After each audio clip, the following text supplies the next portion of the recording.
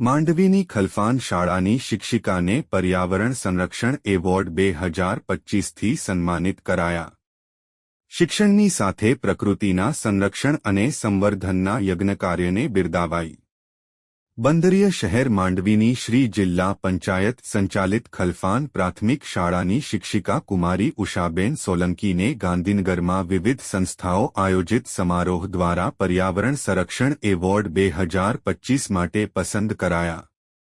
તાજેતરમાં પાટનગર ગાંધીનગરમાં ટાઉન હોલ ખાતે યોજાયેલા કાર્યક્રમમાં માધવ ચેરિટેબલ ટ્રસ્ટ કપડવંજ, બ્રહ્મ સમાજ સેવા trust Mehsana, Ananta education Gandhinagar, metro cultural Gandhinagar, metro દૈનિક અખબાર અને ગુજરાત શિક્ષણ બોર્ડ ગાંધીનગર દ્વારા આયોજિત પ્રકૃતિ સંરક્ષણ અને સંવર્ધન અંતર્ગત માંડવીના બંદર રોડ ઉપર આવેલ ખલફાન પ્રાથમિક શાળાની શિક્ષિકા કુમારી ઉષાબેન ઝવેરીલાલ સોલંકીને પર્યાવરણ સંરક્ષણ એવોર્ડ 2025 દ્વારા પસંદ કરાયા હોવાનું માંડવીના રાષ્ટ્રપતિ એવોર્ડ વિજેતા શ્રી દિનેશભાઈ મણીલાલ શાહે જણાવ્યું હતું.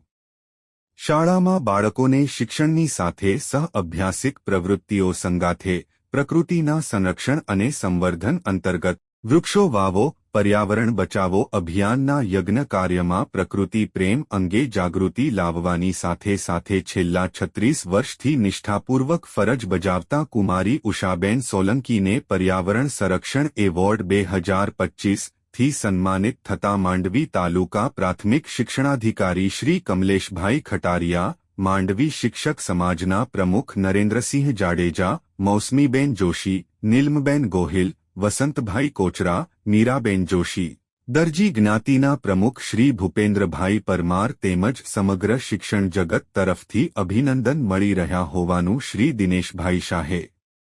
જણાવ્યું હતું. સ્ટોરી રમેશભાઈ ભાનુશાલી, નલિયા, અબડાસા, કચ્છ.